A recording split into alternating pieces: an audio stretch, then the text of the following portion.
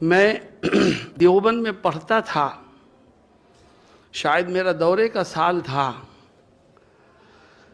اس وقت تجسس پیدا ہوا کہ جمعیت کیا ہے، اسے سمجھنے کی کوشش کی جائے، کیونکہ مختلف مکاتب فکر سے تعلق رکھنے والے طلباء دیوبند میں ہوتے ہیں، گفتگو ہوتی تھی، سوال جواب ہوتے تھے، بحث و مباحثہ ہوتا تھا۔ تو یہ داعیہ پیدا ہوا کہ جمعیت کی اصل روح کیا ہے، اس کو سمجھنے کی کوشش کی جائے۔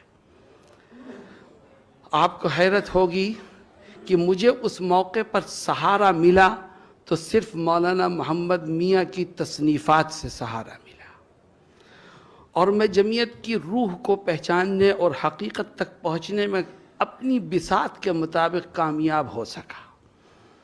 میں نے جو کچھ سمجھا وہ میں آپ کے سامنے رکھتا ہوں۔ ہو سکتا ہے جمعیت سے وابستہ افراد کے کام یہ چیزیں آئیں۔ میں نے یہ سمجھا ہے کہ حضرت مولانا محمد میاں صاحب نے اپنے اکابر اور بزرگوں سے سن کر کے، ان کے ساتھ رہ کر کے، کام کر کے جو خلاصہ پیش کیا وہ یہ ہے کہ 4 عناصر ہیں جن سے مل کر کے جمعیت بنتی ہے۔ عناصر 4 جمعیت علماء کی تشکیل میں بنیادی حیثیت رکھتے ہیں۔ وہ عناصر 4 کیا ہیں، اس کو ہمیں اور آپ کو آج سمجھنا ہے۔ عناصر 4 میں سب سے پہلا عنصر ہے جس کو جمعیت نے پوری قوت سے کہا اور اس پر عمل پیرا رہی، وہ ہے عدم تشدد کا عنصر۔ جمعیت کا یہ ماننا ہے کہ عدم تشدد کی راہ پر چل کر کے ہمیں ہر باطل کا مقابلہ کرنا ہے، ہر ظالم کے خلاف آواز بلند کرنی ہے، ہر مظلوم کا ساتھ دینا ہے۔ اور حقیقت یہ ہے کہ اس جیسے ملک میں عدم تشدد ہی وہ راہ ہے جو ہمیں اور آپ کو باعزت زندگی گزارنے کا موقع فراہم کرتی ہے۔ لوگوں کے ذہنوں میں سوال پیدا ہوتا ہے کہ ایک طرف آپ کہتے ہیں عدم تشدد، اور دوسری طرف کہتے ہیں کہ عدم تشدد کی راہ پر چل کر ہر باطل کا مقابلہ کرو۔ عدم تشدد بھی اور باطل کا مقابلہ بھی، عدم تشدد بھی اور ظالم کے خلاف آواز بھی بلند، یہ کیسے ہو سکتا ہے؟ میں کہتا ہوں حقیقت یہ ہے کہ آپ سنتے رہتے ہیں جمعیت علماء کے ترانے میں کہ یہی کار شیشہ و آہن ہے، ایک طرف عدم تشدد ہو اور دوسری طرف باطل کا مقابلہ ہو، ایک طرف عدم تشدد ہو اور دوسری طرف ظالم کے خلاف آواز بلند کی جائے۔ جمعیت علماء کا یہ طرہ امتیاز ہے کہ جمعیت نے اس کو کبھی ہاتھ سے جانے نہیں دیا۔ آج موجودہ حالات میں پہلے سے زیادہ اس کی ضرورت ہے، چنانچہ قومی یکجہتی کے عنوان سے ملک کے کونے کونے میں گھوم پھر کر کے مولانا ارشد مدنی جمعیت کے پلیٹ فارم سے یہی آواز لگاتے ہیں کہ بھئی تشدد کی اس ملک میں کوئی گنجائش نہیں ہے۔ جب تک بھائی چارے کو عام نہیں کیا جائے گا، ملک ترقی کی راہ پر نہیں چل سکے گا۔ مجھے یاد آیا گزشتہ سال کے 12 دسمبر کو جمعیت علماء اتر پردیش کا ایک اجلاس لکھنؤ میں ہو رہا تھا۔ مختلف قوم کے لوگ تھے، اس میں ایک سکھ نمائندہ بھی تھا۔ وہ کھڑا ہوا، اس نے بیان کیا۔ بیان کے دوران انہوں نے یہ بات کہہ دی کہ ملک میں جو فساد پھیلاتے ہیں انہیں یہ سمجھ لینا چاہیے کہ ہمیں جان دینا بھی آتا ہے اور جان لینا بھی آتا ہے۔ جب وہ اپنی بات کہہ کر کے بیٹھے تو میں فوراً کھڑا ہوا اور میں نے کہا یہ جمعیت علماء کا اسٹیج ہے، اس لیے میں پبلک کو یہ بتا دینا چاہتا ہوں کہ ہمارا کام جان لینے کا نہیں ہے، ہمارا کام تو جانوں کی حفاظت کرنے کا ہے۔ اسی کو عدم تشدد کے نام سے آپ پکار سکتے ہیں۔ یہی وہ چیز ہے جو ہمیں جمعیت علماء سکھاتی ہے، اور تمام تجربات اس بات کے شاہد ہیں کہ تشدد کی کوئی راہ اس ملک میں نہ کبھی کامیاب ہوئی ہے نہ کبھی کامیاب ہوگی۔ میرے دوستوں اور ساتھیوں، میں نے کہا تھا 4 عناصر ہیں کہ جو مل جائیں گے وہ تو جمعیت علماء ہند کی تشکیل عمل میں آئے گی۔ اس میں سے پہلا عنصر ہے عدم تشدد کی راہ، اور دوسرا عنصر ہے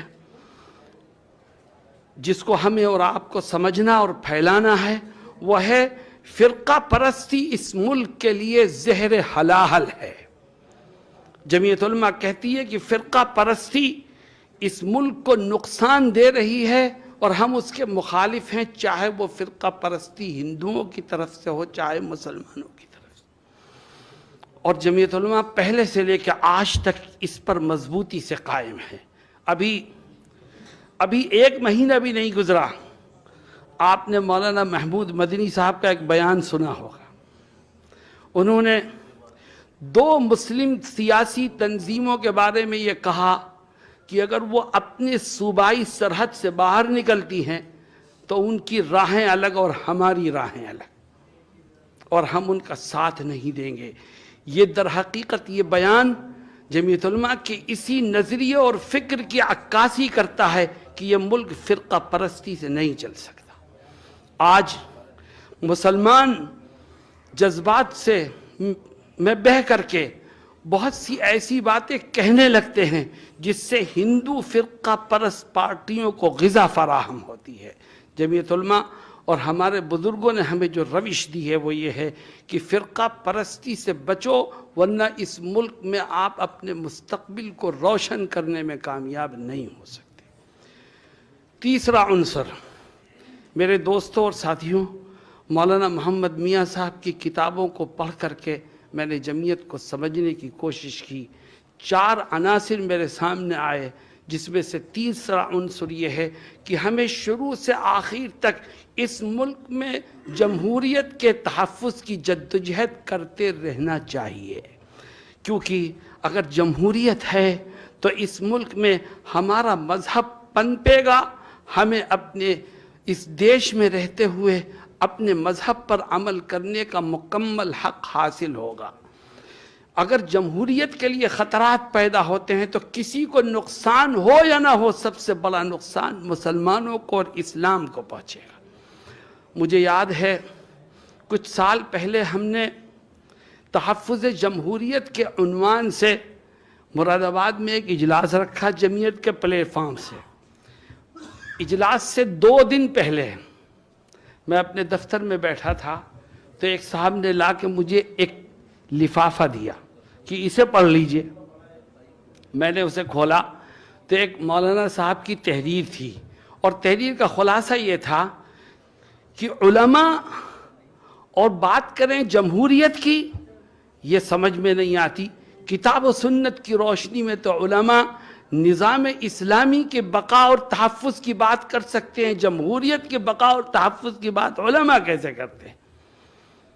میں نے اس کو پڑھا اور ایک طرف رکھ دیا کہ انشاءاللہ اجلاس سے فارغ ہو کے جواب دیا جائے گا۔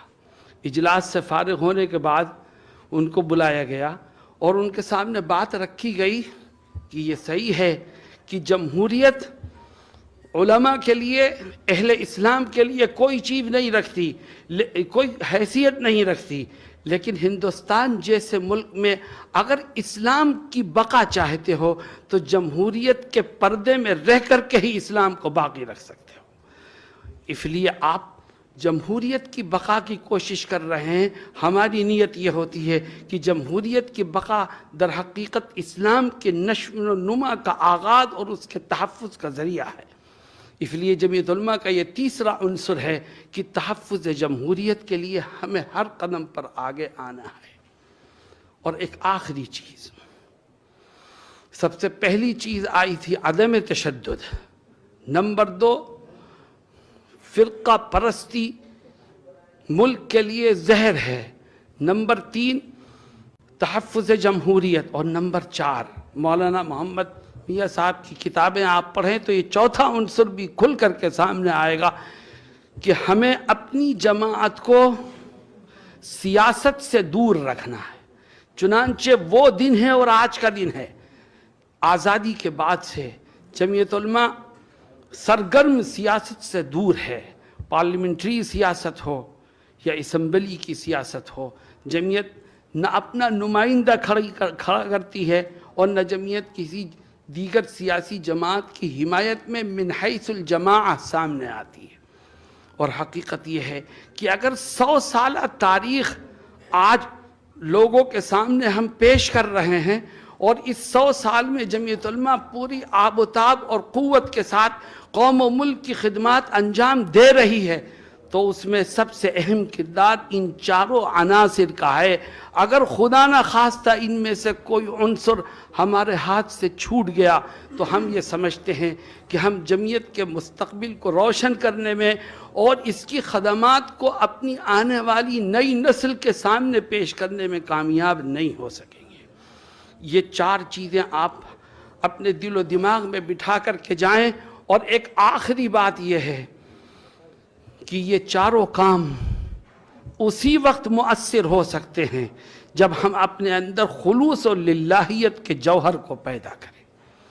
اگر ہم مخلصانہ طور پر اپنے اکابر کی روش پر چل کر صرف رضائے الہی کے لیے قوم و ملک کی خدمات کو انجام دیں گے تو رب ذوالجلال قدم بقدم ہماری مدد اور نصرت فرمائے گا۔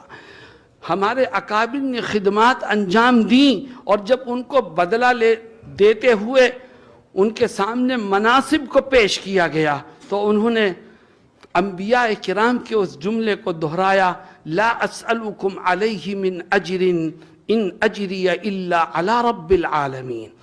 آج کچھ لوگ جمعیت کے ساتھ صرف اپنی ذاتی اغراض اور سیاسی مقاصد کو سامنے رکھ کر کے لگتے ہیں۔ میں ان سب کے سے یہ گزارش کرتا ہوں کہ جمعیت کو پہچانو۔ جمعیت سیاست میں پہنچنے کا زینہ نہیں ہے، بلکہ جمعیت خدمت خلق کا ایک ذریعہ ہے۔ جو خدمت خلق کرتا ہے وہ خدا تک پہنچنے میں کامیاب ہوتا ہے، اور جس کی نیت میں کھوٹ ہوتی ہے اس کو دنیا میں بھی نقصان اٹھانا پڑتا ہے، اور اس کو آخرت میں بھی کچھ ہاتھ نہیں لگتا۔ اللہ رب العزت ہمیں صحیح طور پر اپنے اکابر کی روش پر چلتے ہوئے جمعیت علماء کی خدمت کی توفیق عطا فرمائے، اس سے جڑ کر کے کام کرنے کا جذبہ ہمیں نصیب فرمائے، اور جن بزرگوں نے آج کی یہ نشست منعقد کی ہے اور آئندہ دیگر اکابر کے سلسلے میں دیگر سیمینار کا ارادہ رکھتے ہیں، اللہ تعالیٰ ان کے حوصلوں کو اور قوت بخشے اور ان کو کامیابی سے مالا مال فرمائے۔ وآخر دعوانا ان الحمد للہ رب العالمین۔